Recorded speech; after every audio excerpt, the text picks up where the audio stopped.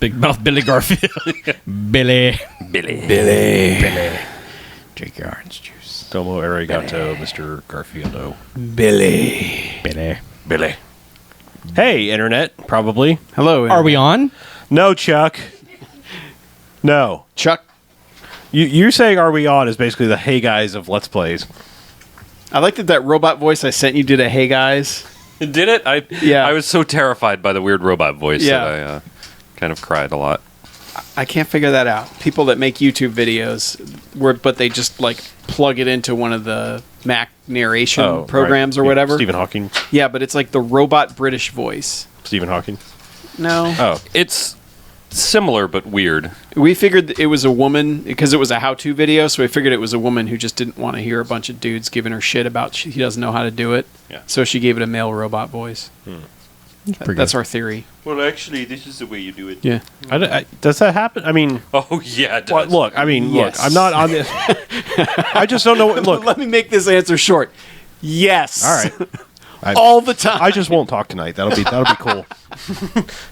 No. I just literally won't even fucking say words. Sorry. Okay. No, please. I mean, continue. I didn't know like when the pendulum shifted because it's like it used to be if a woman played video games, it was good. A woman's actually played video games. That's awesome.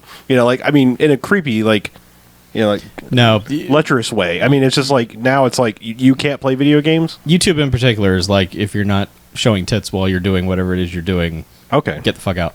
Basically, like, anytime a woman does anything on the internet, there's immediately a man showing up in the comments to tell her how to do it. Oh. Or tell her she's making wrong. her qualify why she should be able to do it.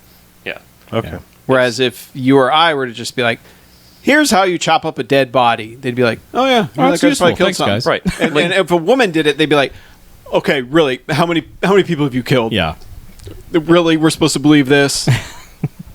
I don't think so. Actually, the way you would do it if you knew anything about what you were talking about. Nice tits. Yeah. Nice tits, but you're dumb. This is not me negging you. Did someone tweet? Oh, sorry, Yeah, I forgot we were online. Yeah, that's. I asked, Oh but man, you all this mocked me. hot content is gone to the winds. No, it's recorded for all time. Yeah. Oh, good. Yeah, that's how the internet works. That was my... What happens on the from internet Chrome. stays on the internet There's a tweet. forever. Tweet it out. Hot tweeting. Trancers Check it is a and Christmas. see. Thank you. You're welcome. He said that in like the first 2 minutes of the movie, maybe not even that. Merry Because Christmas. it was As soon as they told him he was going back to December '85, I was Right. like, "Oh, Trancers is a Christmas movie." Yeah. Ooh, BMFcast live stream. We have a few of those. Yeah. Those guys are live right now. Ooh. If you're not watching... If you're listening to my voice, you should really go watch those BMFcast guys. No, you're part of that. No, I'm periscoping it. Don't do Wait, that. what? Don't periscope. We're I watching would down never. Periscope? On Periscope? Yeah, it's That's precisely. pretty awesome. Man, No? We'll live stream my watching that. you want to watch down periscope? Yeah, I do. But only on Periscope, not for like this. I'm just going to watch it and make comments about Kelsey Grammer or whoever the fuck was in that. Was that him? Or was he McGill's Navy? No, that was Tom Arnold. Right. I can't keep track. And Yeah. then Sergeant Bilko was Steve Martin. That's right. Third base. Hello. So all the weird... chat. Yeah. Hello, chat. Hello, chat. Oh, I don't have Oh, wait. Hey, what up, chat? Run by fruiting. Wait, are the comments below again now? No. Are they below for you guys? Oh, the comment's always below. I see the comments to the right. Of the, Maybe it's because you're on a Surface Pad Pro. That's a Windows 10 for you. Yeah, Winders, That's weird. Vim vendors. YouTube has moved my comments. oh, Who no. moved my comments? Who moved my keys? I'm going to click this live stream link. Maybe I clicked it before it was really live or too late after. No, don't play in browser. Was it Memorex? Man, you're having. I am having all the issues. Yeah. There it goes. Hey. Oh. I just pop out Hey. the chat. There was a new I know, login but to I had- Twitter from Chrome on Windows. That was me. What? Chrome? What? It was me. I logged in from That guy. Chrome. Oh. Why would you do that? I told it to log into the wrong thing. Oh. I was I hate when I was that thinking for happens. some reason I needed to log into Twitter, but I didn't. Chuck had you covered. Yep. You might want to log into Facebook since I cannot post the live stream links anymore until I upgrade this Ubuntu. Yeah. That was the Ubuntu. that was the deal. I forgot that I had to log into Facebook instead of Twitter. Ubuntu. You Abundantly clear that abundantly I don't know. crouched at the starting line. Bowel shaking earthquakes of doubt and remorse. Impale us, assail us with monster truck force. Definitely maneuver and muscle for rank. Fuel burning fast on an empty tank. Thank you for entering. Thank you our for entering chat our room. chat. Let us chat on the internet. Are you do you have to move your finger when you're reading too? No. Oh, this is good. These are good. Yeah? I like them. Why? I like button. Buttons. Baton. I like button. You okay? I like button. You know where we should put one? Where? Shazam. Oh, you're going to put it on your little thing, aren't you? Yeah, I'm gonna put You're going to poke holes in your thing. But You're going to pierce your It's thing. the integrity of the wind velocity Oh. I or know. something, and you could get rattling. See, like that. Yeah. Was it rattling? Yeah. Yeah. Can't you hear it? Yes. You're gonna fucking button hook us. Fucking hell. Fucking Roger Staubach over here. I love that basically nobody under 35 will get that reference I don't anymore. care. It's that It's dickhead. great. It's that dickhead that was in Grown Ups. You know that guy who's not funny anymore? Yeah, the guy. that There were a just lot of those guys in keep Grown going Ups. and You're going to see- have to narrow it Oh down. yeah. That guy that's I don't know. He's on Netflix and shit now. Billy Madison. Yeah. That's Stop looking at me, Swan. again these references. Yeah. See that people don't watch movies from Conditiona before they is were beta. born. No. Yeah. That's- I've heard that. Yeah. Some people, it takes them right out of it. Yeah. If nobody has cell phones, If they're they like, don't have proper technology. I don't So understand. like, why don't they just pick up their phone? Angry. Nope. God, that's still the most horrifying email we've received. That was shocking. And I'm counting that guy who ate like 6 Fiber One bars in a Like I died. On a train. On a train, no on a less. train who never wrote back again. never. I What think was he the died. horrifying email? The Person who had a friend. I think it was Scott from Dallas. I think it was his brother-in-law or something like that. It was a or, family or member. family or like boyfriend of somebody or whatever who refused to watch any movies before like the year 2000. If it Because did not have current technology. Oh, yeah. It took him right out of the movie. It distracted him Yeah, too much. like if someone used a pager or an ancient brick cell phone, he would just fly into a rage. not That's flying so to a weird. rage. It wasn't a rage, but he was just like he would turn. He would just like be like I'm out, taken out of the movie. Yeah. It's like people with product placement. Like I can, like just couldn't handle it. I would love to be in a history class with this person. Oh man. Like, what if by land, two if by sea? Why the fuck didn't he just, Yeah. I don't know, whatever the fuck, Snapchat some Did people. they have Snapchat? No. Yeah. I'm out. I was going to say that other one. What's the one you can Was do the World mass War text II on? online? Did anybody Periscope World War II? WhatsApp, the one where you can like have a big, it's like Google Hangouts where you can have like a big group. You Oh, just yeah. one, all at Nice. once. Bloop, bloop, mm.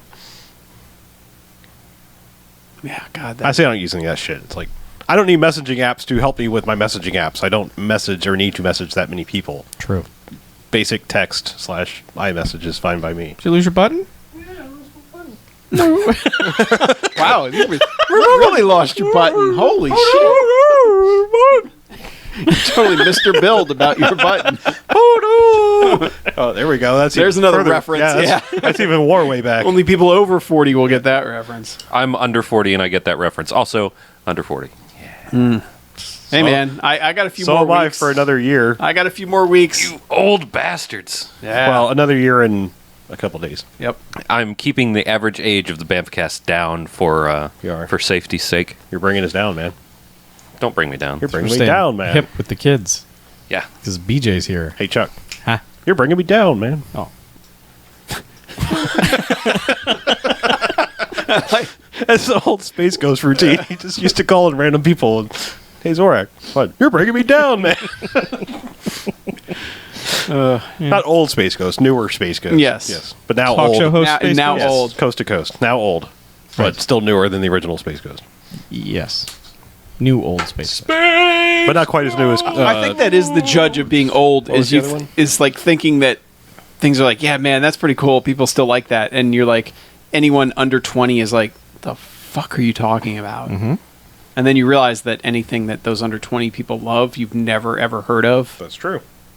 I think that's the true definition of old age. Yeah. But then true old age is when you quit giving a fuck. Mm-hmm. That's when you've actually hit old age. Then It's I'm when you're old. like, I don't need to impress a child. I sure don't. I just look up on them They with can eat a scorn. bowl of fuck. Yeah, pretty much. I You're look upon older them with than you've ever scorn. been, and now you're Hey, what's up, Kyle? Hey. now you're And David, sorry. Didn't say hello earlier. And Amanda. Hey, all the people. Yeah, they're And BJ. Hi. hey, And BJ. Water Cooler. Hey. Hey, buddy. Hey, guys. Hey. You're Hey, 31 and 31. still. That's coming up, I hear. Yeah, it is. Oh. YouTube.com/watercooler for all your 31 and 31 needs. Yeah. Yeah. So you've only had one flag so far. One flag. Not but bad. you have a flag. Currently fighting. Time Yeah. Fighting the Was flag. it is marching. was it an actual rights holder or was it some bullshit person? No, it's an anagram, or it's a. Anagram? It's just a bunch of letters. Anagram? Yeah, one of those. It's GMM. Some random holding company from Brussels. Yes, Brestles. Brussels. Chuck would be a lot more excited if it was from Brussels. If it was from Brestles, I would ask for proof. Yeah. But Show them the muscles. yes, the Messels from Brussels. Yes. Give me don't Jean-Claude mess- Van you don't Damme's messels dealer. with Prove you're from Brussels. Give me Jean-Claude Van Damme's dealer's number. right now. 6. That's his number. No, his beeper number. Oh, 6. can't tell you that. Dial star 6 Yeah. on your Bell South So- mobility phone. Should we cast about Trancers? Sure. I'm thinking we probably could do that. Yeah, Trancers. We'll let people just, funnel on in here as they do, as they are wont to do. they. Oh, you know will. what? I did not put posters and shit up yet, so you get to watch me do that. Sweet. Oh, man. It's making the sausage over here. Yeah. You guys. Oh, yeah. So usually I just go, woo, and they're already like in place and He everything. does. He goes woo. And I then, do. I Ric Flair the fuck up. And, Yep. Trancers. And touch younger ladies inappropriately. What? Don't do that. No, Well, that's Don't- Ric Flair. That's Don't bad. do that. Don't. All right, well, then I won't Ric Flair anymore. Don't Rick. You can Ric Flair light, but Light? Like Diet Ric Flair? yeah. So you can do all the jet flying, Just one limo calorie, riding, not flare enough. kiss stealing. Maybe you can kiss steal. I don't know. You can kiss steal with consent. That's not really stealing. That's like, sir, may I please steal your bicycle? Well, you you can steal a kiss behind this, behind the bleachers at the football game or whatever. Oh, that kind of stealing a Yeah. kiss. Yeah. Who's old now? So what happened to that guy climbing the building? Yeah, kids these Oh, he days probably just fell. fuck behind the bleachers. Did he? Was it Captain They Kirk? steal a fuck. No. Captain Kirk climbing a building? Steal a It was bang. not Is it the Captain- Spider-Man guy? It was a guy doing that shit. What? He was climbing Trump Tower. Oh. To raise awareness that Trump's an asshole? I Like don't- I we don't didn't know? Trump's a bigger asshole than I am, and I'm climbing a fucking building. I'm wasting your tax dollars by climbing this fucking building. Seriously, be careful. And don't climb buildings. Yeah, that's what stairs are for. Oh man, police grabbed him right after I left work. Damn.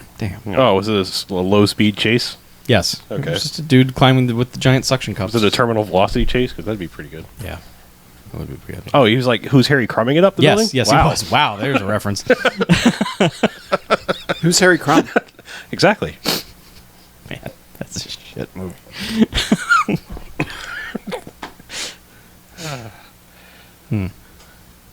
Okay. Trancers. Trancers. Trancers? Trancers.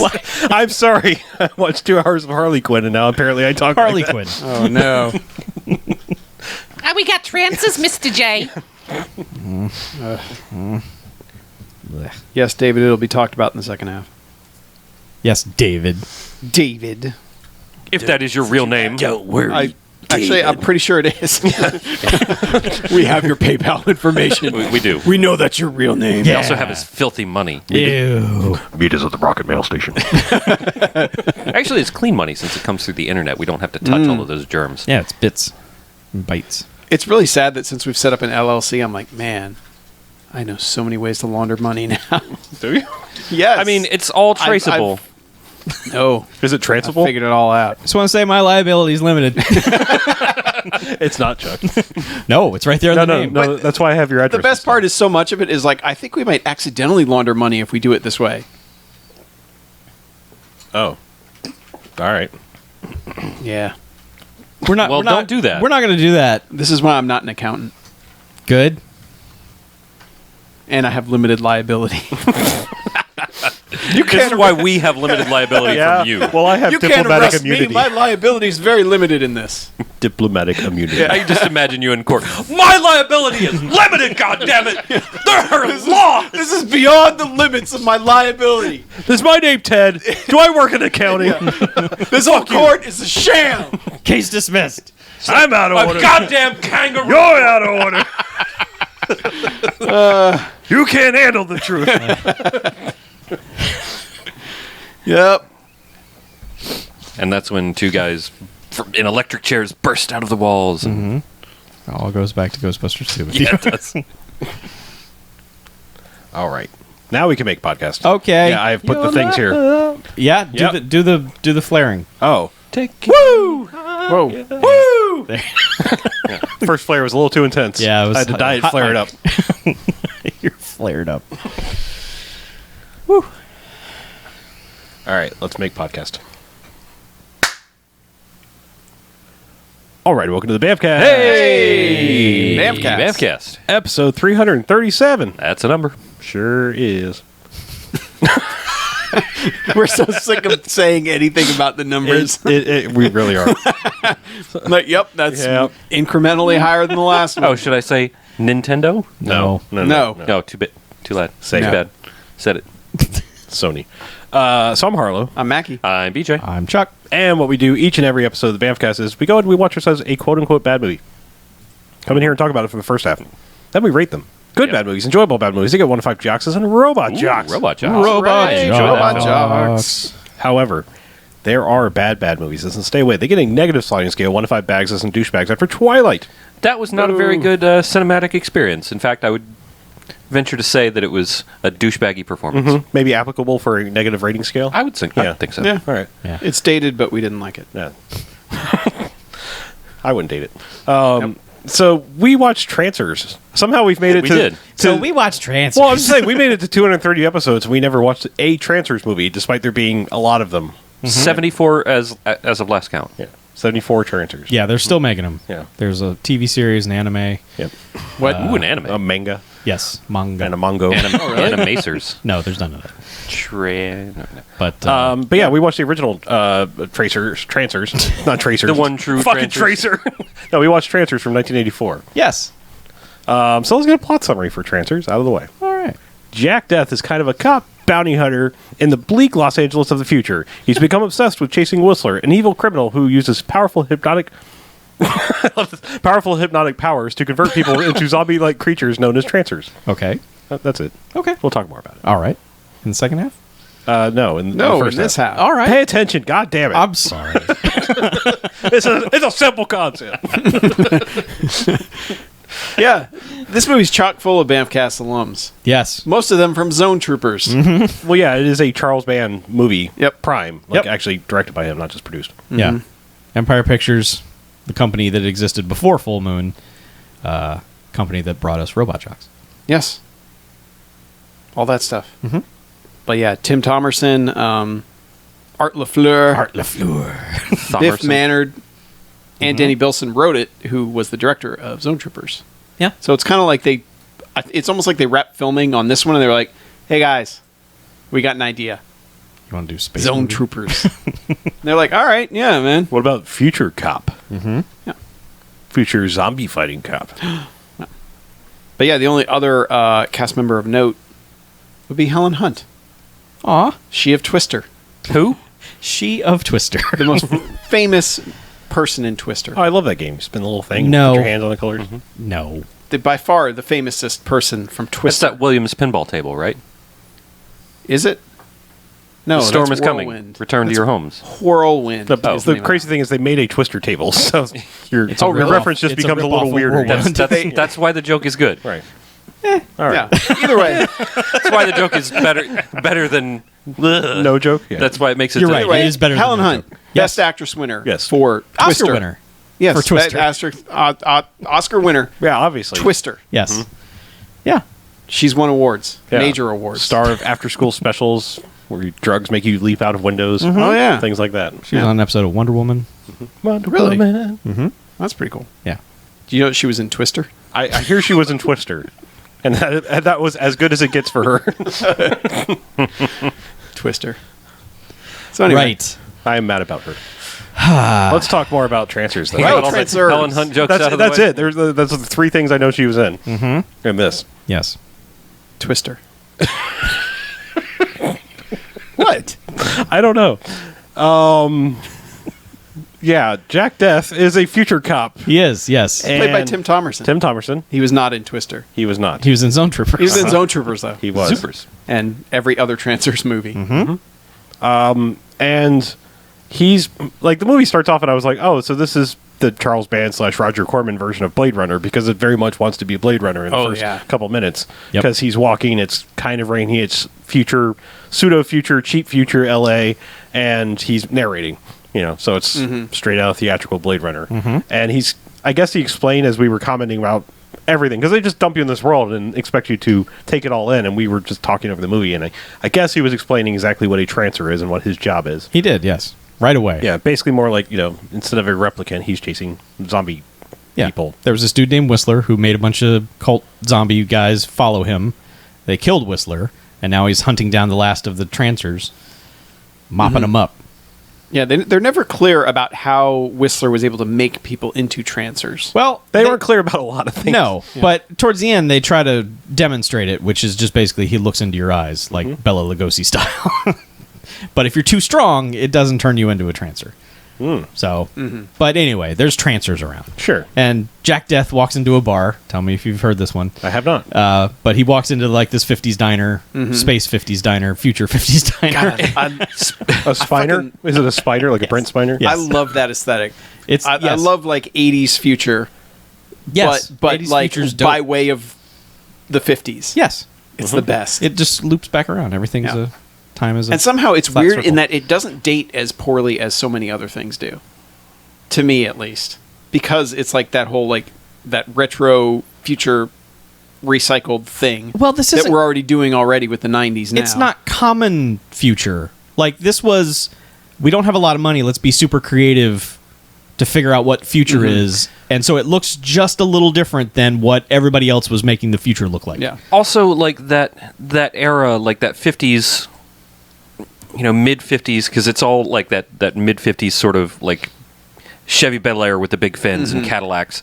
Like all of that was space age looking, so it already looked like rockets and what they thought of what they thought was sort of futuristic and high style back then. Yeah, all the shit they were it building was like, this is the future of refrigerators. I mean, because 80s design, especially early, well, pretty much all of the entire 80s, automobiles and things like that were bland as fuck. Everything was boxy. they were square. Yeah, everything was square. Volvos, Toyotas, even the shitty Mustangs of the time, and they were just shit square things. Yep. And so there's no recognizable No like flair. Yeah, it was like, well, in the future we'd obviously go back to the cool stylings of the 50s or Yeah. something like it, but space style. Yeah.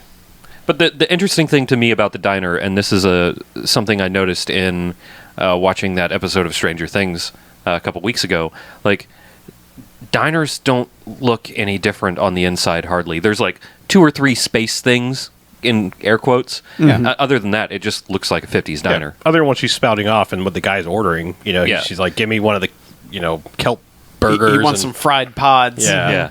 Oh, you got some fried pods in? I'll take some of those. Just Yeah.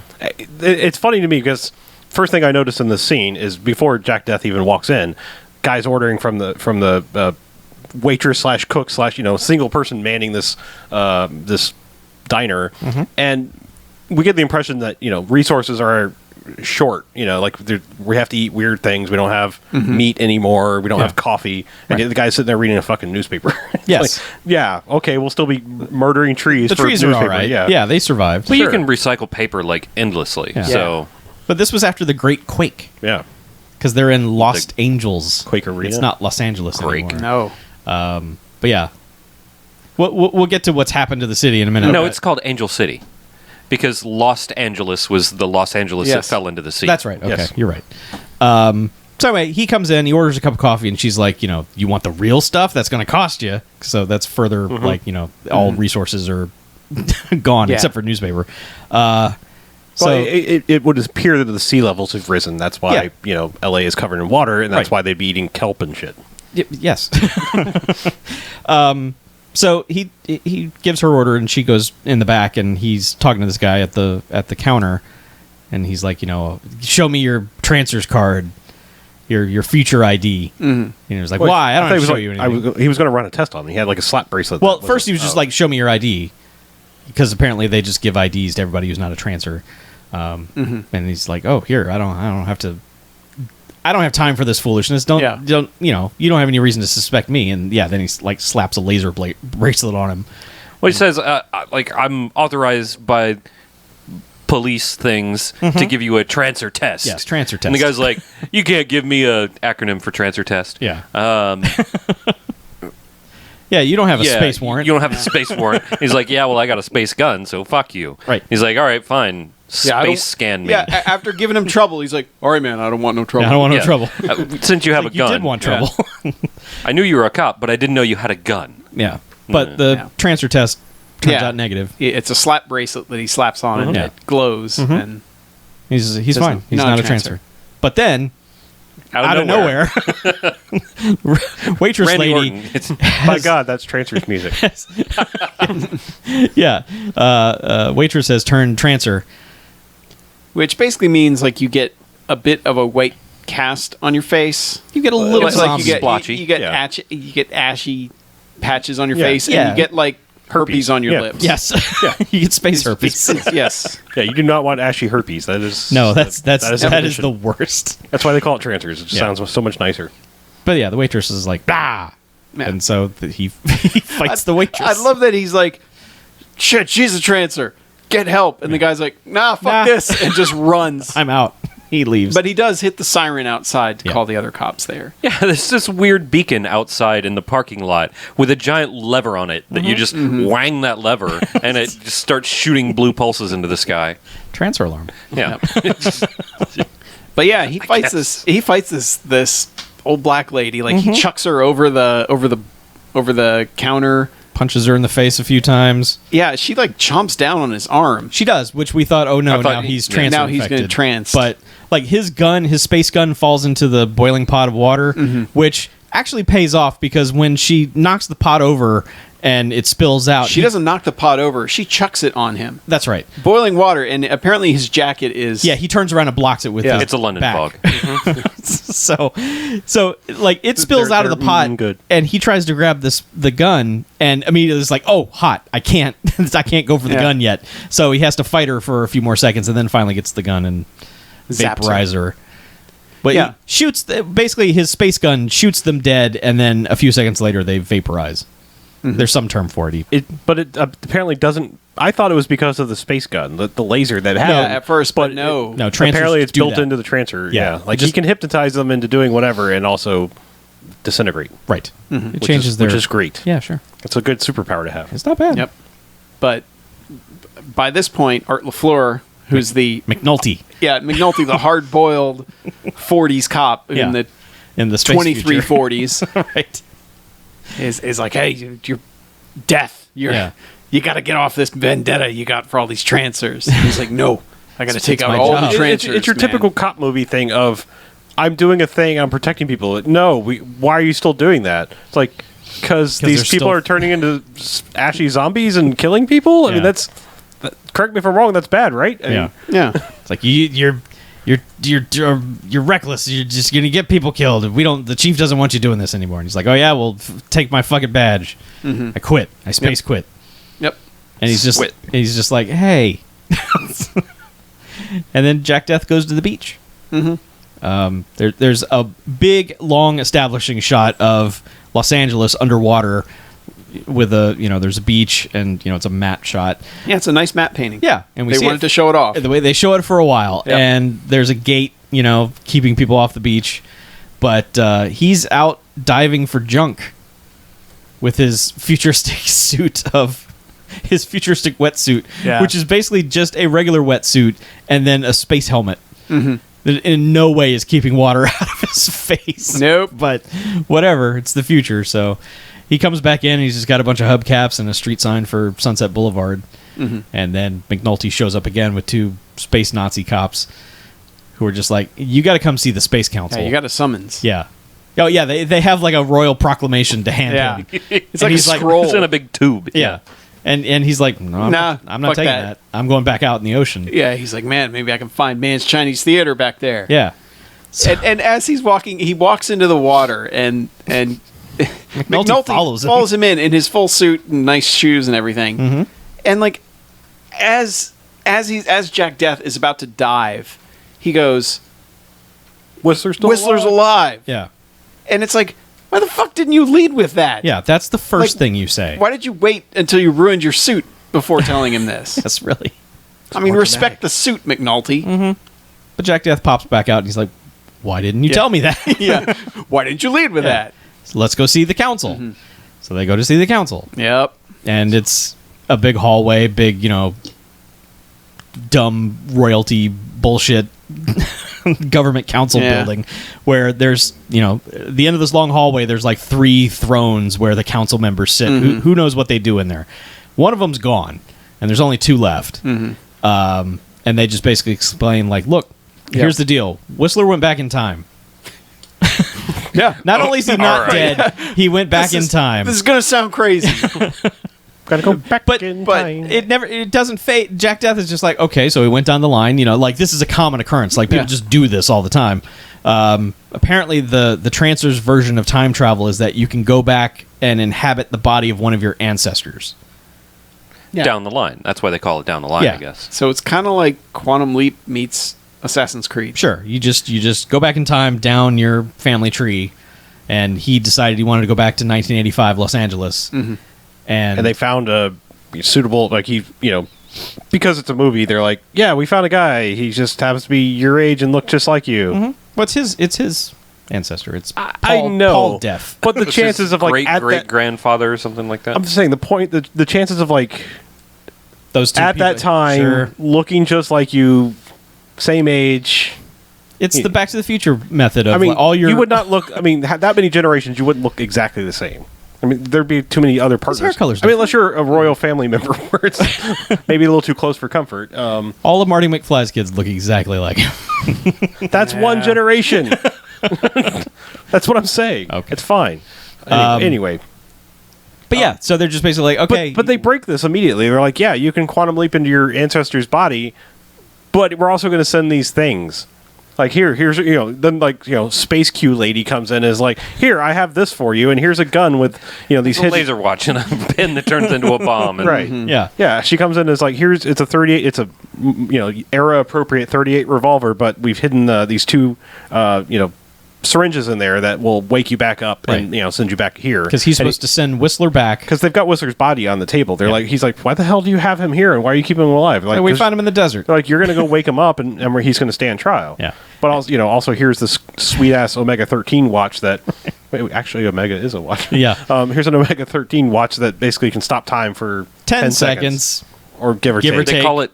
a I couple like the minutes. name, though. It's called the long second. Long second. Yeah. 1 pretty second good. lasts for 10 or a minute Or and a 30. half. Yeah. Whatever But the yeah, movie dictates. but they give them these things, and they're like, yeah. And also both living council members, one of which is Richard Hurd, who's character actor. You've seen him in a billion things. Yep. But like heard of him. they're like, here's our 2 known living ancestors of the time. One of them, it's like, here's a picture of him, and here's his address.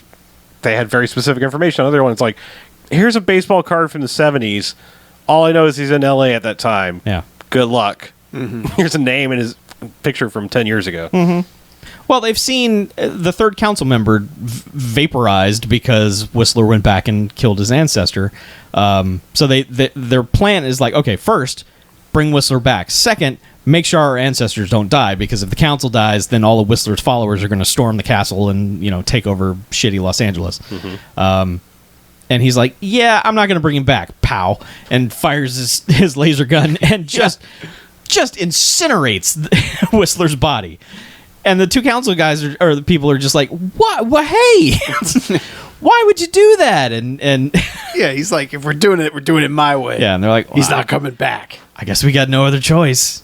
So let's send you back. Well, and he's got a point. Jack Death has a point. Because, I mean, this Whistler guy, he just transfers everybody. He does. Everybody he gets in contact with. Yeah. He's like, I'm transferring you now. And they're transferred.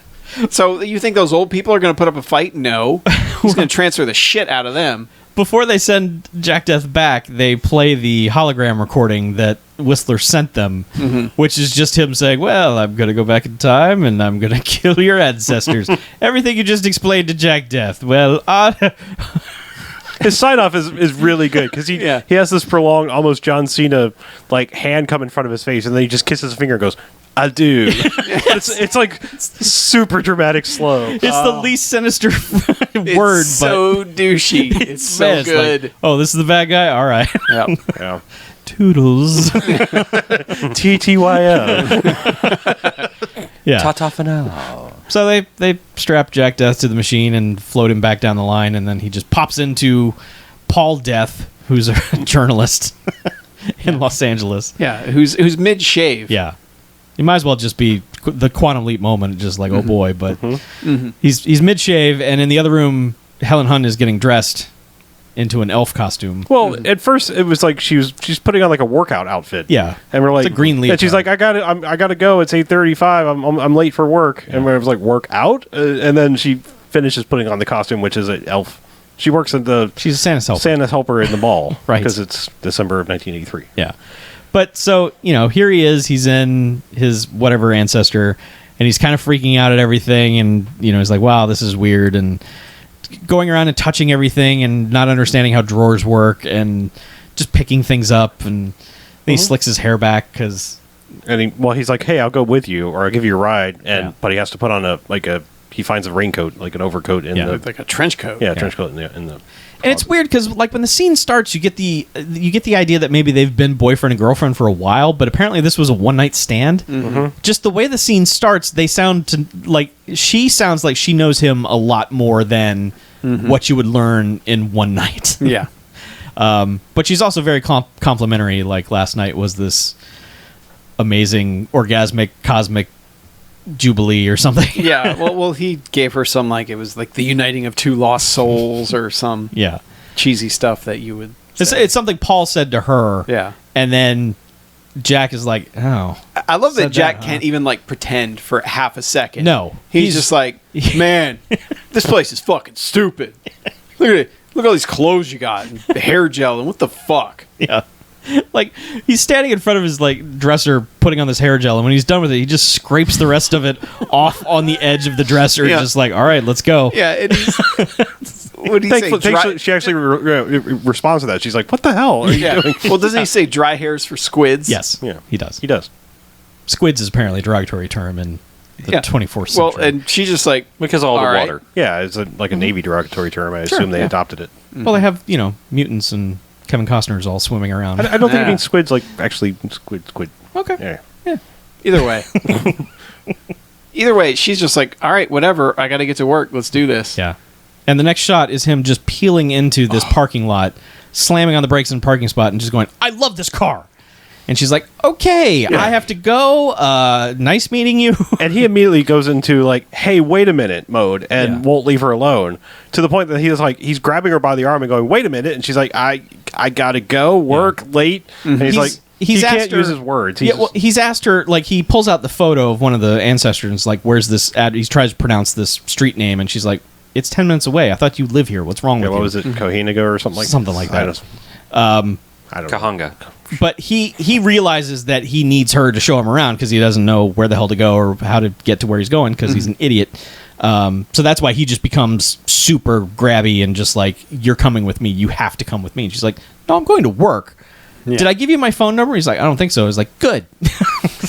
And She's working as a Santa's helper elf at 8:30 a.m. Oh yeah, in the mall. kids get up early in L.A. Okay, Sun's up earlier there than anywhere. Yeah, they're all on Eastern time. Yeah. It's almost noon. Right. What? But so she goes to work. She's like the photo taker at the Santa's helper thing, and Jack has just decided he's going to watch. He's just like, well, I'll just wait. I'll keep trying to convince you. Yeah, at first he is, but then he's just like, no, you have to come with me. Yeah. We And gotta then go. And she's like, okay, creeper. No, I'm good. Thanks. Well, I like one of the best lines she goes is like, "Hey, did I give you my phone number?" He's Yeah. like, "No, I don't think so." She's like, "Good, yeah. yeah. bye." And so, like, there's this kid rattling off this list to Santa, and Santa's just staring at Jack Death.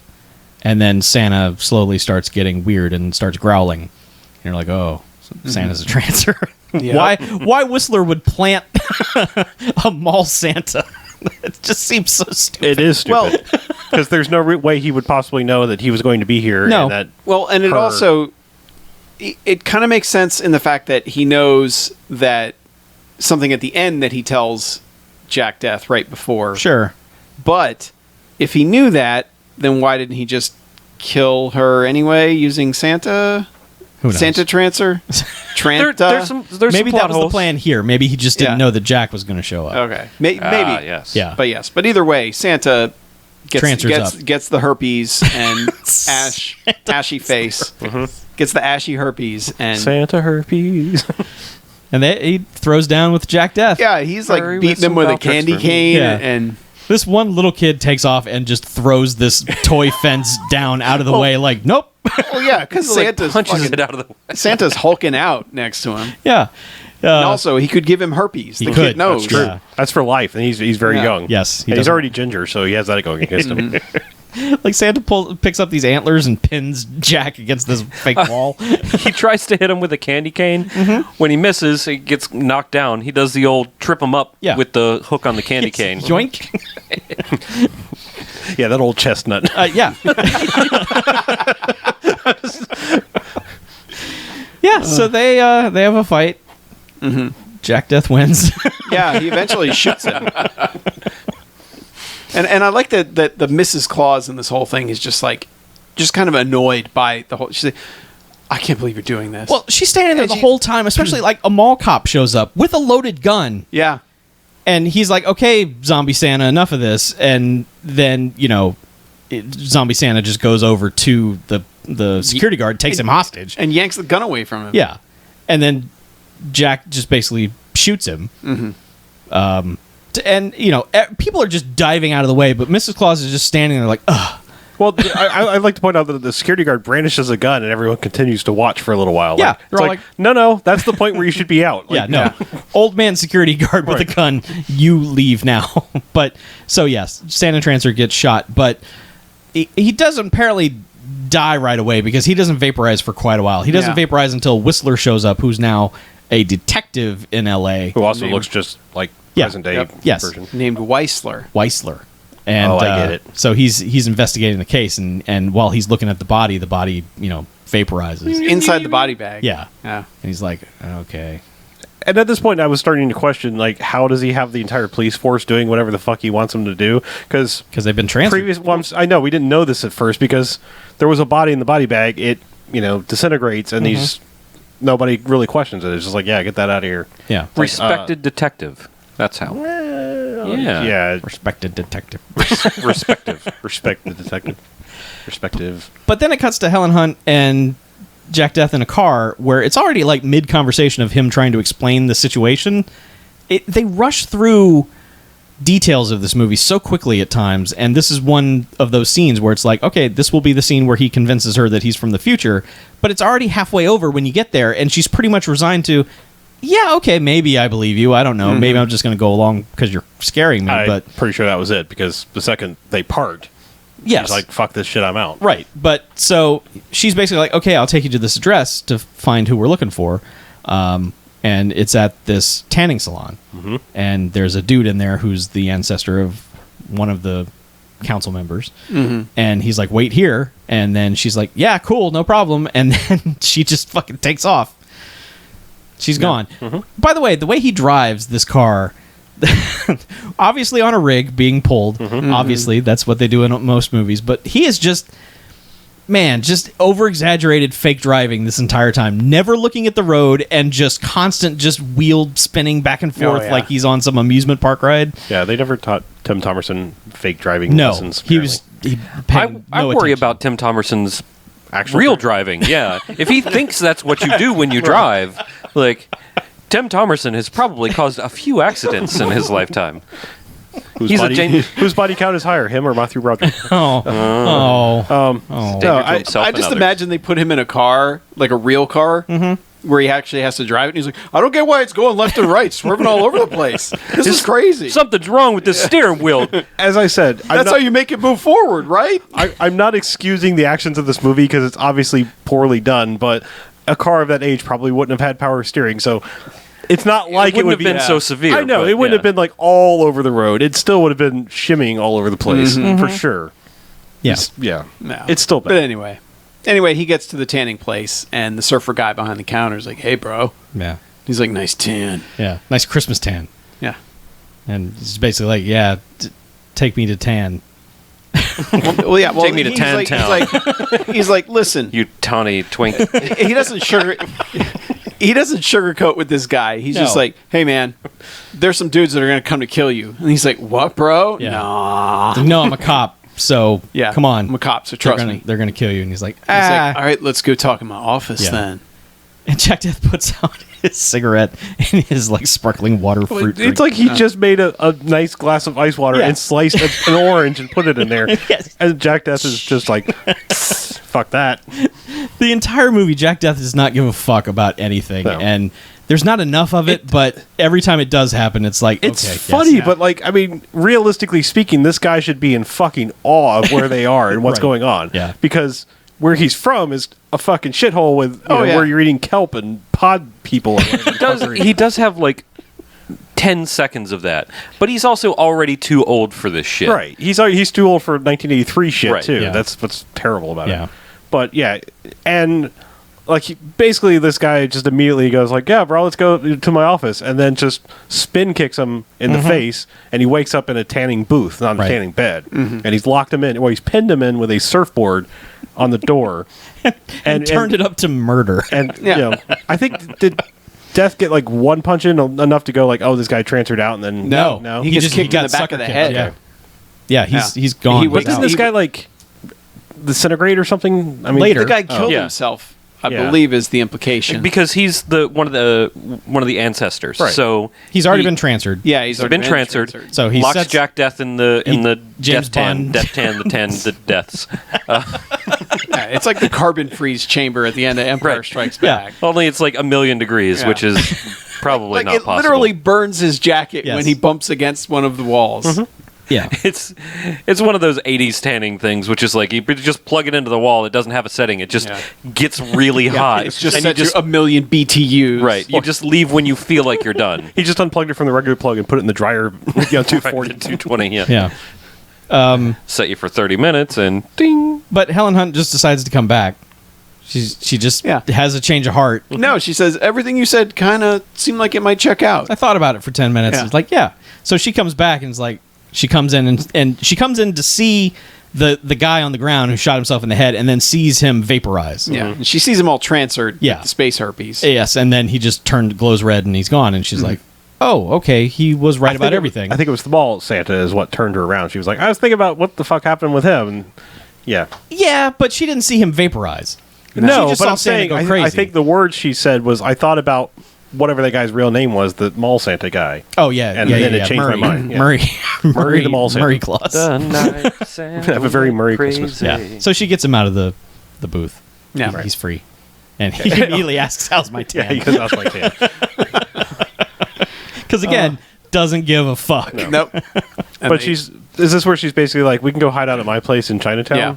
He says, we need a place to go. And Okay. she's like, my friend is out of town. We can go there. Oh, okay. But So- of course, they walk out the front door and see a cop. And they're like, oh, let's go out the back. Yep. And nope, Whistler's that's right, waiting there for him. He's like, yeah, I knew you'd be here. And Yeah. And this is still the point where we're like, we don't really like know that he's transferred basically the entire police department. Yeah. But like he's, Jack's just like, Whistler. He's like, it is me. Yes. It is I. Yeah, but like he gets all evil and he's like, this is the end of the line for you, death. And he just goes, fire. Yeah. And all the cops shoot, and then he activates his long second watch.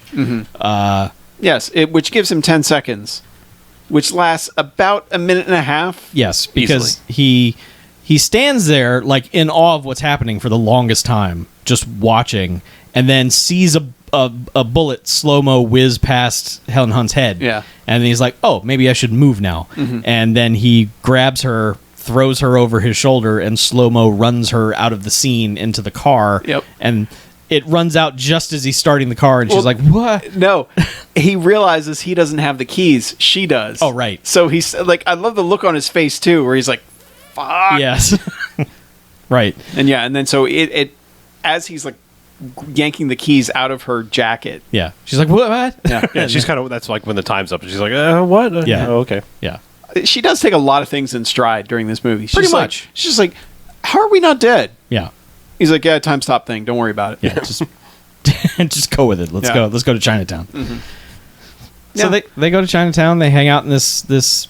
It's an apartment, but it looks like just a repurposed bar. But wait a second. I want to back up for a second here, because we immediately the movie's kind of stopped in its tracks, literally for a moment here, because we were like, we just couldn't stop asking questions of like, you just stopped time. Why the fuck didn't you stick Whistler with the thing as you were running by? Which she asks. She asks him immediately. Well, and he brushes it off in the most stupid way possible. Well, he says, I had a choice between that and saving you, and I chose to save you. He And had yet, time to do both. He but had time to stop and look at Whistler Sure. while he was doing that yeah, shit. there was plenty of time. yeah, I mean this entire scene was like the Quicksilver moment in Days of Future Past or whatever. I mean, it fucking goes on forever. Like he altered all kinds of things. Yeah. Yeah. But, whatever. The short movie It's got would have been 25 even minutes shorter. of slowdown time Right. in 80s time. Yeah. Yeah. Yeah. Either way. So, They they're get- at this Chinatown apartment. They're there for like, I mean, he's I think she's gone to like take a shower or something, and he's like She brought in Chinese Oh, food. that's right. She went to go and get takeout. supplies, Yeah. like a police band radio and stuff like that. Yeah. And he's watching Supplies. Peter Gunn on TV, Yeah. cop show. And he's like, this is really good. I like it. She's like, ew. And he's like, no, it's really good. It's great. But that she goes, I got fortune cookies. Yeah. And he's like, what are those? And he's like, oh, there's a little piece of paper that has your fortune inside of it. And she starts reading. I'll read yours. Yeah, she starts reading it, and it's like, she goes, it's him. He goes, I found you and your bitchin' girlfriend. Yeah. And he's like, he's like, wait. And like, she starts "Ha ha." laughing at him. Ha ha. Yeah, this Yeah. life-altering quest that you travel through time to stop. Yeah, it's all a joke to me. Yeah. Fuck you. Yeah. And she brought in like beef chow mein or something like that. And he's like, beef from a cow? And she's like, yes. And then he eats it and is like, wow. Yeah. This is pretty good. And then he's like had a second of shit's pretty cool. And then music starts blasting. Well, she came in. He was watching Peter Gunn, Right. like an old episode, and I don't know what it is. It's not really relevant. It's just It comes it's up a again thing, later, yeah. but so he's found some entertainment. He's eating food that he likes. His girlfriend has made a joke and kind of implied that she's now his girlfriend for whatever reason, because movie, got to get to the third act. But then music, starts blaring, and he's like, "What is that noise?" And she's like, "Oh, that's the club downstairs." He's like, let's go have fun. "Well," he's like, "How long is that going to last?" And she's like, "Oh, till 2 or 3." And he's like, "Fuck, no." He's like, because he's trying to listen to the police band. Yeah. And her, like, The Charles band. think about her for a minute. Okay. She's just been shot at by cops, teleported into a car. She's running around with a dude who's like straight out of the Terminator, going, "I'm from the future and I have to save lives." She doesn't know what the Terminator is. And she's just like, let's just go have some fun downstairs in the club. She's basically a modern day Doctor Who companion. She's just like, danger, ha ha ha, let's go have fun. Yeah. You're cool, spaceman. So Just rolls with it. yeah, so she's like, hey, the police radio is portable. Just come downstairs with Yeah. me. And so they go downstairs, although she's changed outfits again. And hair color? Is this where she dyed her Yeah. hair? He's told her that her blue hair is too recognizable. It needs to be changed to pink. But it's not like fully blue. I mean, it's like No, it's she a- has It's like highlights. like the chalking. Like she probably just went to the box of Crayola chalk and got a pink one and went. Blah, blah. Yeah. So they go down to the punk bar, and the Buttheads are the band of choice doing their punk version of Jingle Bells. Yeah. Which is pretty good. Pretty good. Yeah. It's not bad. And she just starts dancing. She's like, hey, you should come out here and dance with me. And he's like, yeah, all right. And he kind of does it for a little while. And then apparently like an ex-boyfriend of hers shows up. Yeah. And he's like, you got a bunch of my tapes, man. And she's like, oh, okay, I'll send them to your mom's house. And he's like, that's not good enough. And Jack Death is just like, I'm not accepting this. Yeah, he's like, all right, leave her alone, guy. Yeah. He's like, who's the old dude? dude? Look, he's even got a hearing aid. Nah. And like spits in his face. Yeah. Just flat out just spits right in his face. Yeah. Well, this was like he warned them several times though. It was like back off, Yeah. or you're gonna regret this. Yeah. And he's the like, spit tell was your like father to stop bothering us. the spit was the final take, and and he was just like, all right. He just punches one punch and knocks him out. And then he just starts rocking out to the song, and she's like, yeah, cool. And then the song kind of ends, and his 3 gang member friends are standing there. Just fucking ridiculous looking punk members. The great Mohawks. Just ridiculous. That guy had a weird hair. front hawk, like like the guy that used to dance for Hammer, that ironed his hair. Yeah. Yeah. It's a little Ed Grimley too. Yeah. And Jack Death is just like, nah, to punch all these guys. And no Donnybrook breaks out.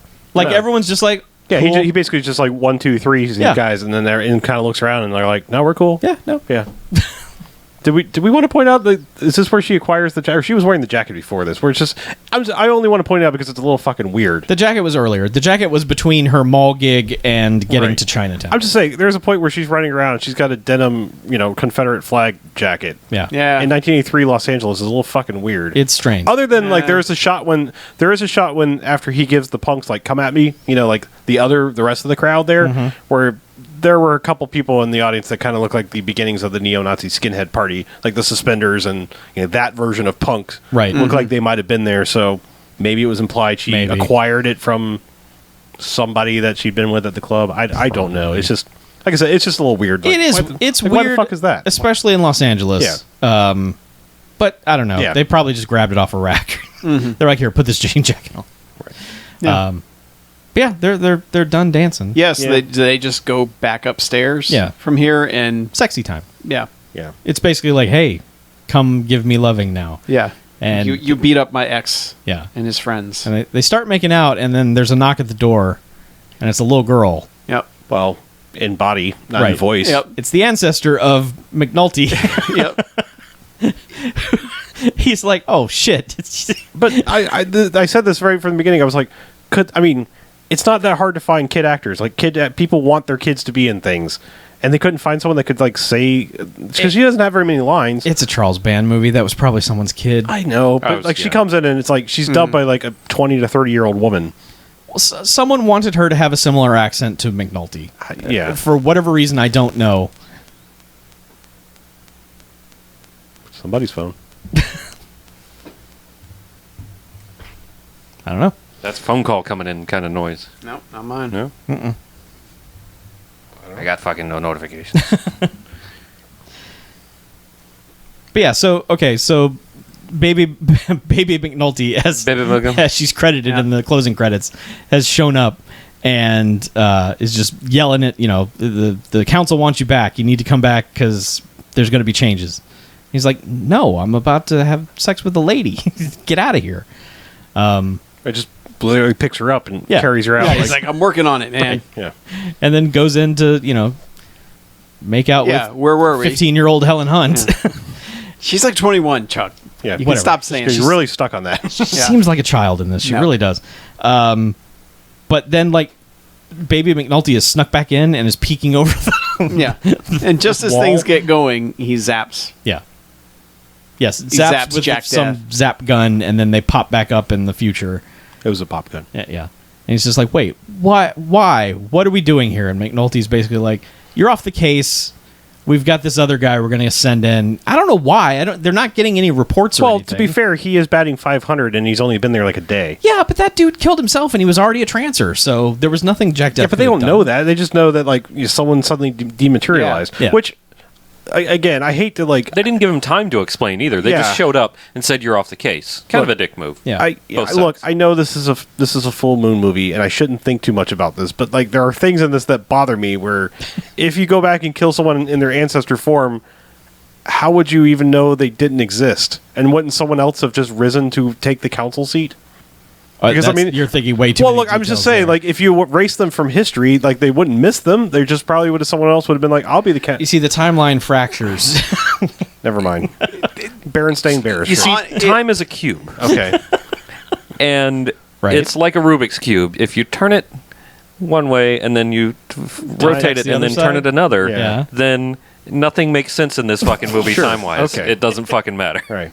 You're right. You're absolutely right. If you really want it, there's the Back to the Future school of there's one timeline, that's it. Or there's the infinite timelines. And chances are this is just one of the infinite timelines ones. Sure. Yeah. But this movie already has a good time travel movie is picking one and sticking with it. Right. But like this movie already has a screwy method of time travel anyway, so it's not like this was, every movie at this time was doing a different method of time travel. Like Terminator was weird and Time Rider was weird and everything was just odd. Like I said, I didn't want to get in a quantum physics discussion, but it's just a little. There's no chance of that here. It's a little weird that like suddenly they're just like, well, he just disappeared, so fuck it, bring him back. We need to talk because you're already halfway failed. Right. Yeah. At least they kind of hold to their weird time travel gimmick, I guess. They do. Yeah, they as do. little sense as it makes, they at least stick to it. But yeah, the lady councilwoman, she's the only one left, and she's like, I'm not. Yeah, I don't want to die. Yeah, and Jack Death basically just gives her a speech. Like, I'm on it, man. He's like, I get results. I'm the only one who can do this. I'm the only one who can fix this. He totally trumps her. Yes, he does. And she's like, all right, you go out there and get results. So he's you're like, just a straight talker. Yeah. Well, because they think that he's just there so he can bang Helen Hunt. Right. Yes. And he's like, no, she's the one who's going to be able to find this guy for me. So I got a local. I got an in. Yes. I'm good. Yes, he has an in. I was about to have it out too, but you pulled me out of here. So they send him back, and I love that time elapses kind of the same.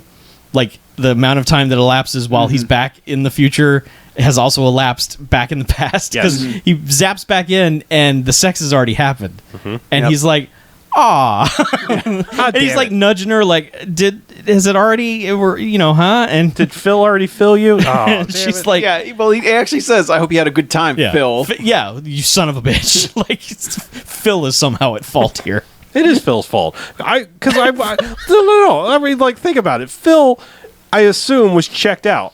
Not there. And suddenly he wakes up and it's just like, all right.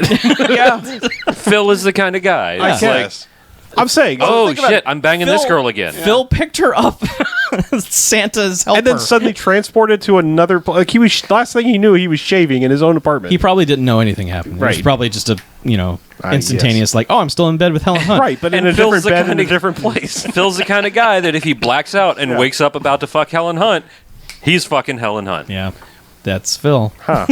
He's that kind of guy. Phil. Yeah, that's Phil. That's Phil for you. That's old Phil Cosby. Yeah. So anyway, he's just like, shit.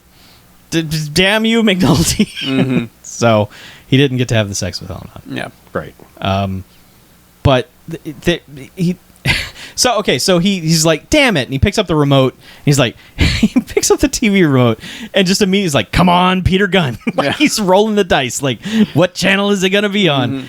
And they get to a commercial, which is just a long joke.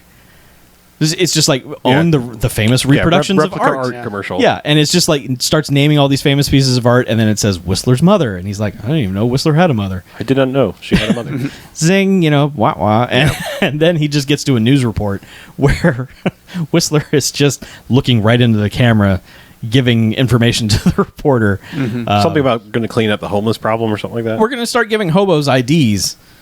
This is how we're going to fix the homeless problem is we start giving them ID cards and sweep up the streets or something. And so he shakes Helen Hunt awake and is like, we got to go to Skid Row now. Yeah. Where is Skid Row? Yeah. And she's like, oh, okay. Yep. And he also, when he was in the future, he made them send him another watch. Yes. Another time for you. Maybe send him like 3 or 4 of those. Never understood why they don't. Yeah. They kind of made it sound like it was a refill, which is even stupider because I don't even think he still had it. No, because they said when it's done, it's going to disintegrate. Yeah. Yep. Yeah. Yeah. So there is nothing to have. Yeah, so send him a box full of those watches. Right. Maybe they can only send like. One Maybe of they each have item. to send like that little canister or whatever because they use You the can same fit a canister. lot of watches in there. Sure. Yeah. Yeah, I'm totally with you. But maybe the only object they can send, like they've only figured out how to send that canister back in the past or something, and only because that canister has an ancestor, has a cancestor in the past. Somewhere. So it's taking the place So of you a- just Whistler's mothered that whole thing, so you could get the cancer. No, I thought of it Okay, halfway through. okay. I just dragged it out a little bit longer to make sure I could sell it. Sure. Good. All right. Yeah, they run out Best and joke. the box just immediately appears and she's like, "Whoa, that's the coolest thing ever." And he's like, "Yep, got another watch and let's go." And she steals motorcycles for them. Yep. Yep. They go find bums and they're trying to track down. Well, they find 3 bums singing Christmas carols over an open Yeah, one of barrel which fire. is Leonard from Community. Yeah. And Who still looks like Leonard from Community, even though this is 30 years 30 earlier. years earlier. Yes. And this is back when when Skid Row was kind of a friendly place. Like all the bums were super happy and just Yeah. cheerful drunks. Well, and, it's Oh, yeah. Christmas. yeah. It's the distinguished gentleman, Yes. coming to America world. Right. Yes.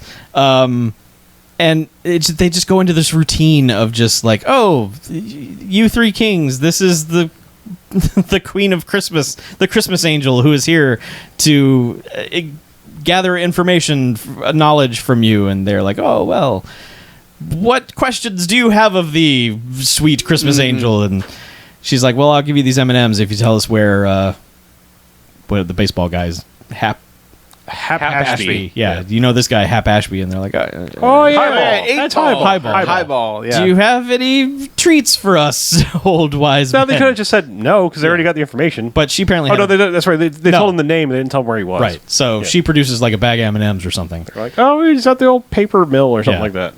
Okay, gotta go. We 3 will eat these treats. Fare thee well. Yeah, they make a whole other Yeah. stupid carol about it. But Yep.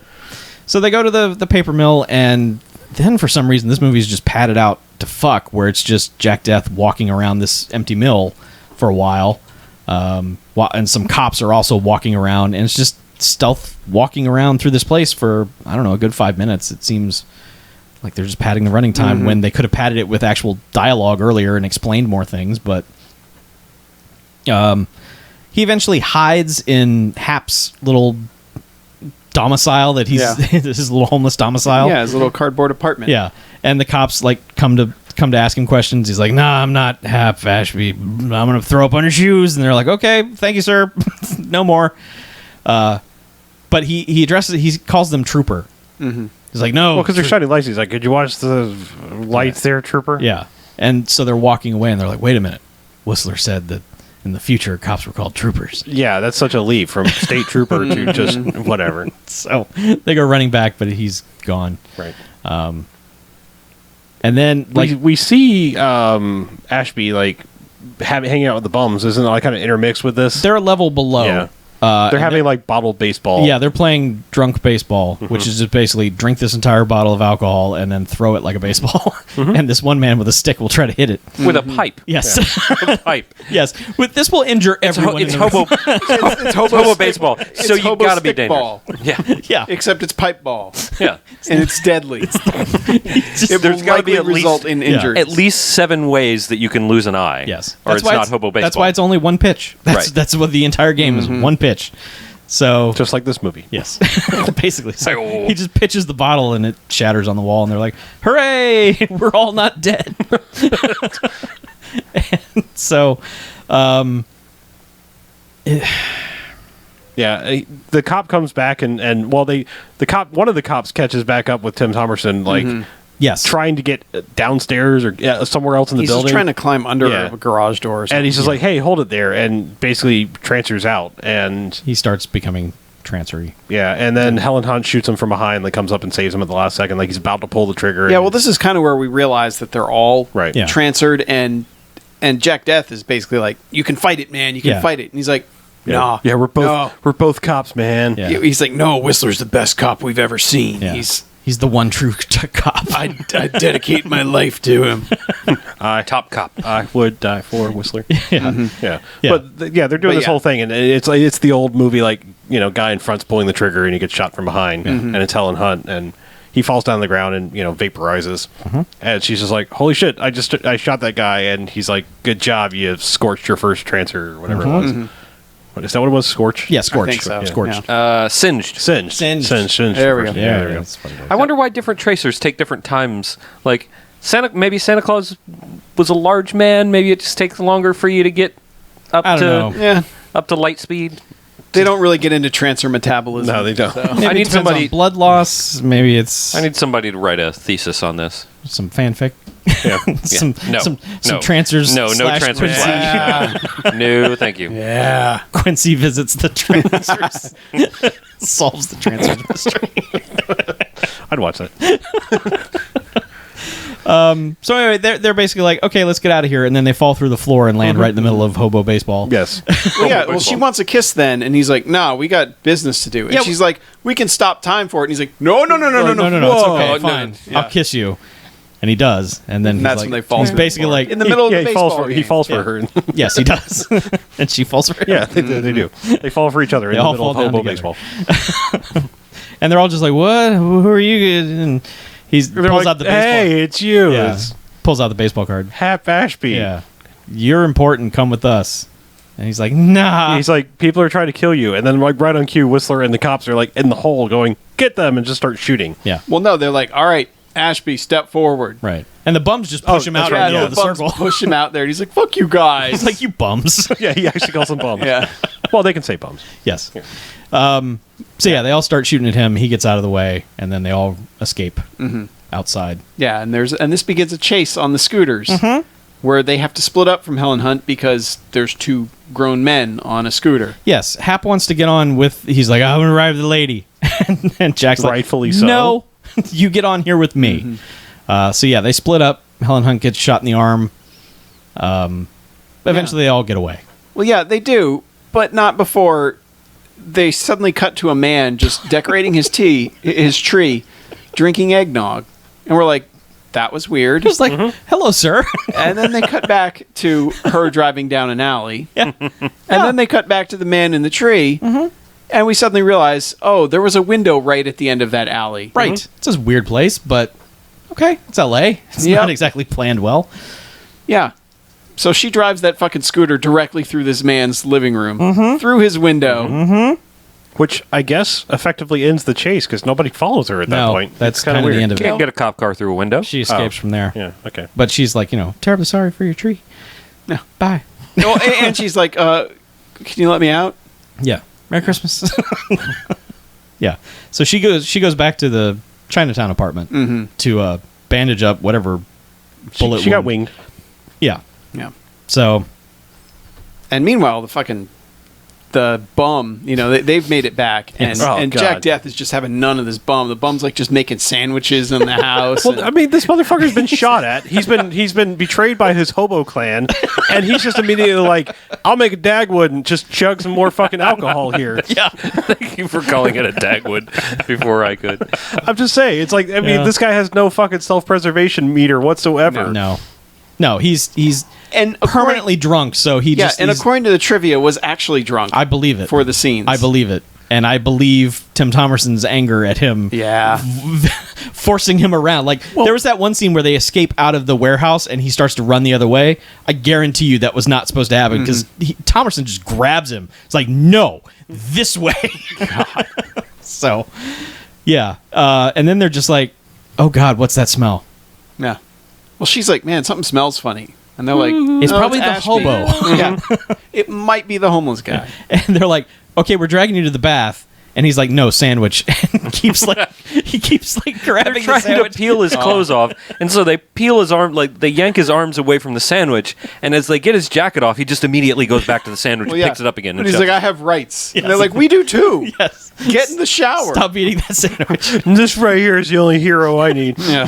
So they just put him in the tub. I'm holding out for a hero. Still dressed, and just turn the shower on. They're like, okay, see ya. And Pulls his hat over his he face. just resigns himself to the fact that he's going to be in there. Pulls the hat down, just like, "Ooh, woe is me. Could you bring me that sandwich?" Yeah. I don't care if it's wet. Yeah. Yeah. So, Jack Death goes and calls the police department from here.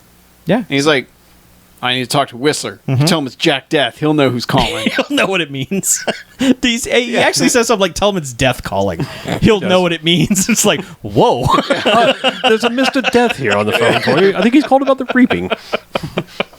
Yep. And he's like, listen, I'll give you Ashby. I just want to live a life with the girl. You let her go and you let me go, and it's all cool. Yeah, because he at one point explained to Helen Hunt that his wife had volunteered to be Trancer bait.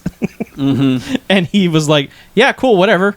And then she died as a result, and he's like, I don't want to ever go through that again. So, she's like, so you love me? And he's like, I guess, I guess that's what I'm saying. Isn't that what I said? But that was also all a trick. Why are you twistering up my words like that? Twister. Yeah, so this is a plan to get Whistler out into the middle of the open. Yeah. Apparently he does not bring backup for this plan. Oh, no, he comes alone, I believe, he just comes alone to collect Hap. Well, he knows. Well, because he thinks he's like, all right, so... I think he knows that he's being played. Well, Jack Death is like, I'm going to play him. And Whistler's like, I'm going to play him. And so they've got Hap sitting across the road there just drinking. And Helen Hunt's like watching from binoculars. So Whistler comes up from behind her and grabs her and is like, ha-ha. To which Jack Death comes out from behind. Well, no, he tells her, call out to Jack. Oh, yeah. And so she does. And because it's Ashby wearing the jacket, right. He immediately looks up and he gets shot at, but he jumps into a dumpster. Yes. He fucking goes for it. It's a header into that dumpster. Yeah. And that's when Jack Death comes out and is like, haha. And he's like, you took 6 shots. I know there's no bullets left. And she goes, that was only 5. Actually, she just goes, 5. It's pretty good. And man, all the bullets in this movie explode when they come in contact with something. Like, there's good sparks flying. So he fires his last shot at Jack Death, and I don't know where it actually hit, but it looks like Jack Death just goes up in like this spark explosion. He's all right, but that would have been a fun ending. It was just like, no, 5. But Jack Death died a stupid man. Whoops. I can't count. That's when Whistler's like, Phil marries her, and that's why you're his descendant and all this. And it's like, well, that's not going to happen. Yeah. And he's like, yeah, guess what? We're right at the edge of a building here. So he's basically like, watch yourself get erased. Yep. And he chucks her off the building. So he hits his long second watch. Yep. And then grabs his belt buckle, does like a zip line off the roof, catches her. Again, doesn't take the time to hit what's his face with the thing. Yeah, just like you've got 10 seconds. Take 2, like you could do that in motion while you're running, like stab and then let me go do this one is at least quicker. It's not a full minute and a half like the last one, but I did appreciate that they do cut to Hap in the dumpster just chugging this bottle of grain alcohol. I believe that's technically guzzling. It's like a Nestea commercial. He is just splashing. He's like alcohol. full on cocktailing into his own mouth. Yeah, like Tom Cruise style. I'm just saying, like he's pouring the drink from a ridiculous height into his own mouth. It's just a slow motion Mountain Dew commercial. It's so good. Surge. But and then he just kind of was like, what? In mid-drink. And of course he gets down and catches her, and she's okay. And then, I was going to make like a Deus Ex Machina joke, but I don't even know what you do with this one, because Hap just decides, hey, I've got bottle throwing skills. He's a pitcher. Why? Yeah, I'm just saying. Full of water? No. He's like, he pegs Whistler in the head, which makes him sort of fall off the building, but he's hanging on by his hands. I just want to take a second to talk about that shot of him. Like, Whistler's got the gun or whatever, and the bottle comes out of nowhere from the side too, and just beans the guy in the face. It's like right in the middle of him, like doing this threatening, like, well, it's time to get you. Don't. It's so undignified. So he's just hanging onto the building, and then gets pegged in the hand with another one. Yeah, and then falls into a fountain. And then Jack pulls him out, and he's just like, he opens up his secret gun compartment where he's got the antidote, and one of them's busted. Right. So he's like, one of us is going back. Yeah, and they're like, you're not going to do it. You're not going to kill him, are you? And he's like, suddenly doesn't he get the information that current day Whistler, what is it? Well, how do they say it? What's the stupid way they say it in modern day time? Weisler. Yeah. He goes, Weisler has 6 children. 6 kids. You got to murder him He's too. an innocent guy. So he just jabs him in the chin with the antidote, and I guess Whistler goes nowhere because his future body's gone.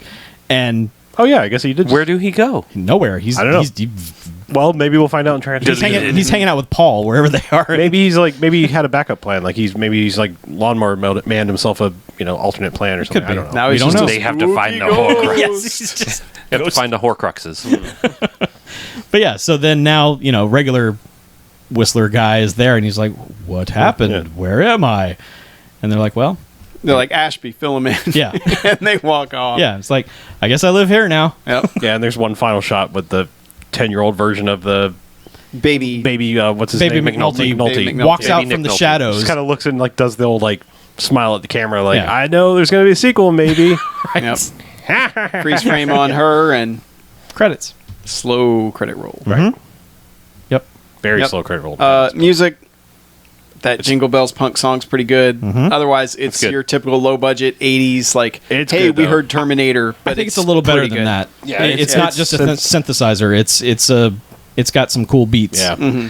I had forgotten that they actually made soundtracks like this. Yeah. Like, I thought that the weirdly overdone synthy soundtrack thing was just sort of a melange, sort of nostalgic remembering of the 80s. No, they exist. When I was watching Stranger Things, I was like, it's the second time today. I brought that up. I was like, this is what they are imitating in Yes. Stranger Things. Like, so It's fucking practically nailed the it. exact same year, too. Yeah. I mean, Yeah. they were making this in 83. So. Yep. Yep. It's weird, man. Yep. So yeah, no ancillary awards. Nope. But we just rate it, and I'll rate it. Okay. I'm gonna give it 3 jocks. I like this movie. I think I like. Obviously, it's very low budget. From what I read, it's like $400,000. That's fucking impressive That for this is. movie. As low budget as it looks and feels, to only have spent $400,000 on this movie is damn impressive. The movie as a whole is just kind of off. There's just something about it that never quite clicks right. But there's such a collection of interesting things in it that. And it's so short that I think it's worth your time. I just the things that we kind of hinted at is that the dialogue and exposition stuff seems to come so fast, and sometimes is off camera, like you don't even see some of it. It really needed more of that, because a lot of time you're just wondering what's going on. Who is that? Why is this happening? But then they will have like a 5 to 7 minute scene of just someone walking around, skulking around, looking at things, and Or it's setting just, up jokes that take way too long to pay off. it's just strange. I know a lot of Full Moon or Empire movies were super short back then, but you could have put in a couple more scenes of dialogue and just really. You've created a world, you've created a universe that doesn't exist. You need to explain it a little bit more. Just a touch. Yeah. So, I do like it. Three jocks. Could be better. I like it too. I'm actually going to give it 2 jocks though.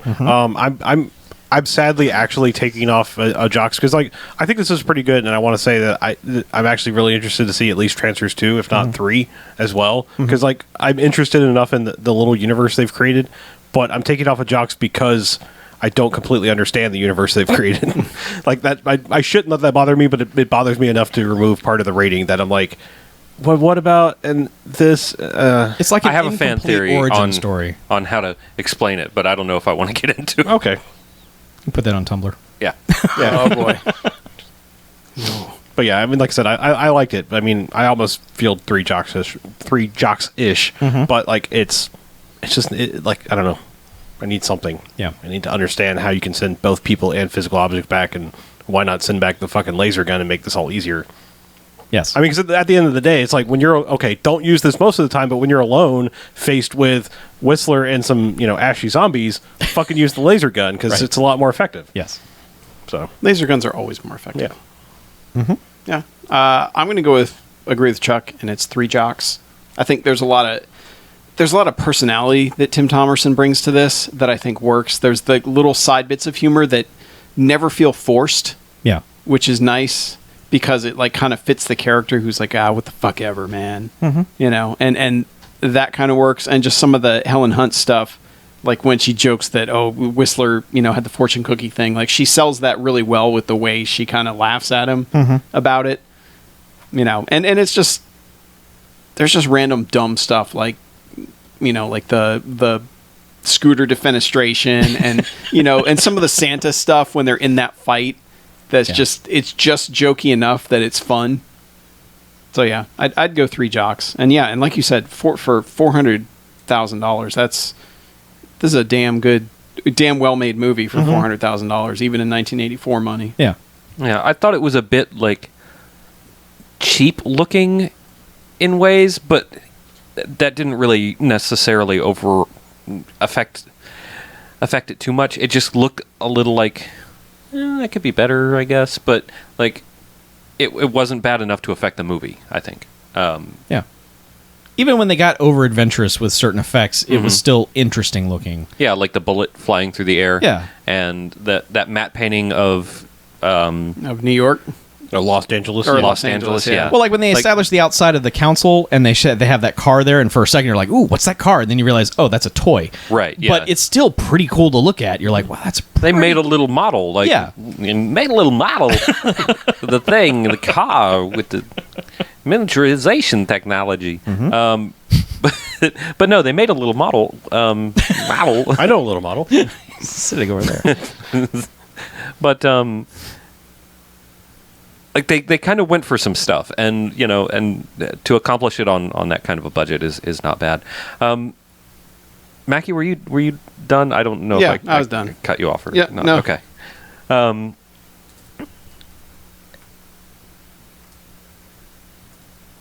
I have to recollect my thoughts because I stopped to make sure that I didn't step over Mackie.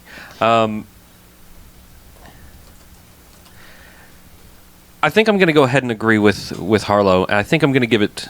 No, I know I'm going to give it 2 jocks. It's kind of close to a 3, but there are a few things that... There are a few, like the pacing issues kind of mess me up a little bit. The weird time travel, even though like I have... My brain is working on a theory on how it could work out. There's the problem, is that they give you just enough for you to whiff on suspension of disbelief on that. Like, maybe it's only objects that are period appropriate can make it back to the time, or maybe only objects that contain something from that time period. I don't know. Maybe they explain it in the second movie. Doesn't matter. It bothers me in this movie just a little bit. Other than that, like I'm kind of with you on the fact that I kind of want to see 2 and 3. I also think that this movie has a really good, like I really like the plot of this movie, the ideas and the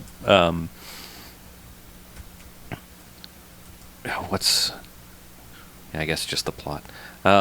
And sort of I like the beats in this movie.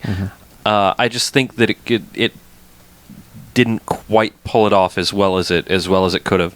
And I really like to see this remade. I hate to say it, but like I'd like to see this movie taken by somebody, who really has a passion for making this story. Not like I don't want somebody to try to remake it like, let's make a cool, if they had made it in 83 but they had all the money in the world. No, I just want to see somebody who make this story that wants to make this story. And I mean, maybe 2 like is the actual ending of this story, or maybe 3 is, or something like that, and maybe someone could come along and take the best ideas, the best Trancers ideas, and make them into like one nifty full featured movie. Yeah, because I mean, you could easily shave 15-20 minutes off of this, of padding this, and which is make insane. a 1 hour movie. I'm just saying, like, you've got a 1 hour movie plus whatever other plot. Yeah. I'm saying, there's probably a good 1 hour of material in this. Because like the details of this movie don't need to be over explained; they just need to be explained instead of just being presented. And you go, just what? set the ground rules real quick for the time travel, and then Like Terminator style. Terminator was basically just like, we can send you back, just no clothes, no nothing, because it's biological only. And it was just like, all right, that's cool. Yeah. That makes sense. Yeah. I guess I'm going to go with that. Whatever. Even though, like, Except metal. the more they made these movies, the less it made sense. But I'm saying, initial one, it was just like, all right, yeah. Crouch down, be naked, go. I'm saying, like, we established, yes, okay, well, it makes sense. You can quantum leap into your ancestry. And then it's like, but we'll also send you this box. It's like, what? Yeah, it's like, well, wait, why is the box a separate thing? Yeah. Put some useful things in the box. Yeah, well, I Put mean, a person that- in the box. that's the difference between something that has a bunch of script passes where they're like, all right, how do we explain this? How do we explain this? And this one, they're just like, it'll be easier if we just do that. Yeah. Hey, we got to make this movie, pal. Yeah, we got to get this done. Yeah, because I guarantee you, Empire at the time was basically like, we've got to make this movie to make this money so that we can spend that money on this next movie. They were in that chain of just like, we've got to make a thing. It's got to make more than we spent. Or they've got to pay the creditors from right, exactly. Or they're paying off the other things. Like, come on, guys, just go. We've got some cool space junk that we borrowed from something else. Let's go. All right. Well, apparently that car was made specific. Like his car was made for this movie, and a fantastic job. The same guy worked on Blade Runner. Oh, worked on the vehicles from Blade Runner. Nice. Yeah. That guy was just like, I just want to make cool cars, man. Yeah, man. Cool space cars. Oh, yeah, and Frank Darabont was in the closing credits. He was in, like, the art department. Mm-hmm. That guy went on to, obviously... Maybe, why doesn't he redo it? That would be sweet. I'd watch Frank Darabont's Trancers Reborn. Yeah. as long as it doesn't have, like, a missed ending. Yes, no. Please do not do the snuff film ending.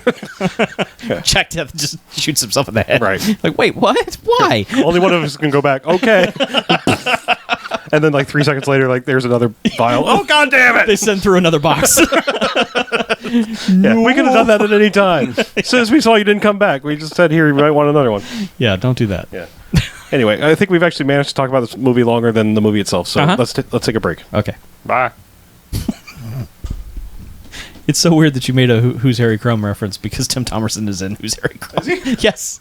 I didn't know that. Not why I did that. Yeah. I just remember that fucking poster. I was just looking at his filmography. He has over 200 acting credits, by the way. Hey guys, check out these sweet buttons. Drive at any of I don't. Apparently not. Buttons. Look, we have buttons. If you're lucky, you'll get one. If you're unlucky, sucks to be you. Yeah, it does suck to be if you're unlucky. Yeah. Haha. If you don't believe in luck, well then, hey, how's it going? So, Chuck, Yes, sir. what do you got second half? Nothing. Nothing? Nope. I got one thing. Okay. It's a Stranger Thing. Yeah, I watched it. I'll keep it brief. Yeah, I watched. Did BJ finish it? I don't know. Said? Okay. I think. I know he talked about like the first episode last He did. episode. Did you finish Stranger Things? Not yet. Okay. I'm going to talk about it. I'm going to keep it brief. I will have nothing to add to it. Okay. Yeah. Kyle, if you're going to order that shirt, you need to do it like right now. Can't. Oh, we can't? Do we place the Sold order? out. Sold out. Well, no, but They're sold out.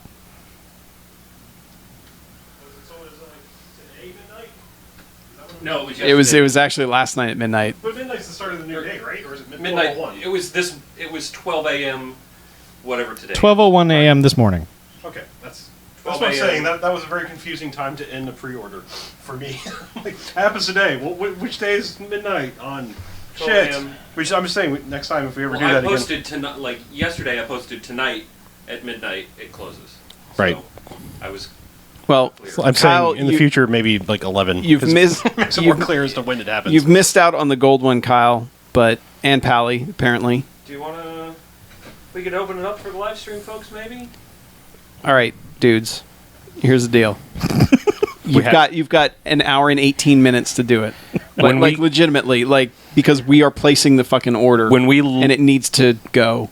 end of the live stream, That's it. Yeah. that's it. I'm gonna. He's going to open it back up. While he does that, I will share this weird bit of trivia. Okay.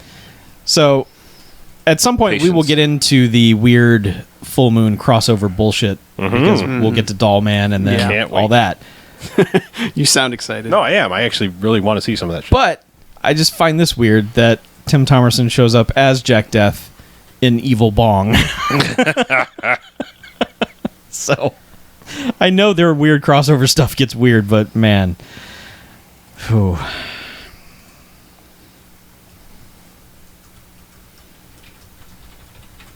Trancers 5 is called Sudden Death, which is just why it took so long to call one Sudden Death. I don't know. What? Fuck. I was just looking at something last night where there are sequels.